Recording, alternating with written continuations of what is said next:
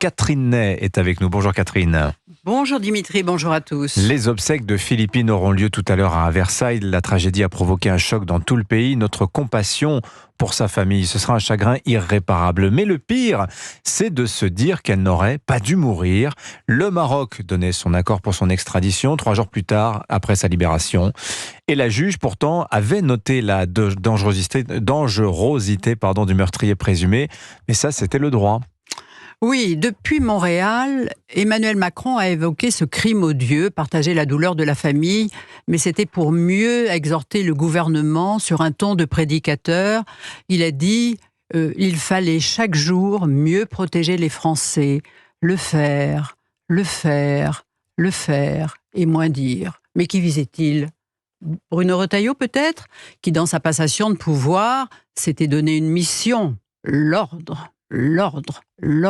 Répété 3 fois. Le président trouve-t-il que le ministre de l'Intérieur parle trop ? Il ajoutait aussi, évidemment, la justice fera son travail. Serait-ce un bon point au ministre de la Justice, Didier Migaud, qui, lui, lors de sa passation de pouvoir, se félicitait au contraire du très bon fonctionnement de la justice, citant avec emphase tous les grands prédécesseurs qu'il admirait encore. Badinter, Taubira, qui fut pourtant une catastrophe, mais passons, se promettant aussi sur un ton goguenard de renseigner le ministre de l'Intérieur. Un futur duel. Je voudrais me tromper, mais ça part mal. Le Premier ministre a réuni les deux hommes. Ils devront se parler, se voir régulièrement, s'entendre. Et on pressent déjà que l'Élysée et Matignon, ce sera l'entente de l'huile et du vinaigre. Alors faire, dit Emmanuel Macron, mais que faire ? Mais avec cet horrible meurtre, les statistiques sont tombées, montrent que la France est le pays européen qui renvoie le moins les indésirables, les déboutés du droit d'asile, les sans titre de séjour, ceux qui doivent partir, comme disait crânement Mitterrand à son époque. 137 730 au QTF contre 75 000 en Espagne, un record français.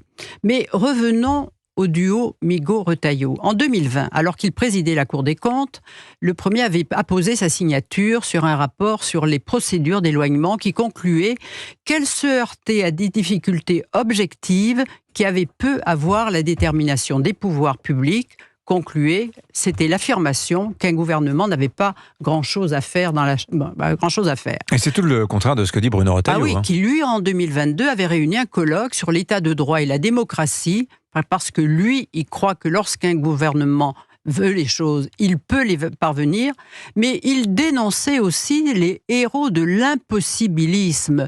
La Cour européenne des droits de l'homme, la Cour de cassation, le Conseil d'État, le Conseil constitutionnel, tous animés par une logique paroxystique des droits individuels. Par exemple, le Conseil constitutionnel qui avait rejeté un amendement du Sénat qui interdisait de délivrer un titre de séjour à un individu ayant manifesté un rejet des principes de la République, au motif du caractère imprécis des principes républicains.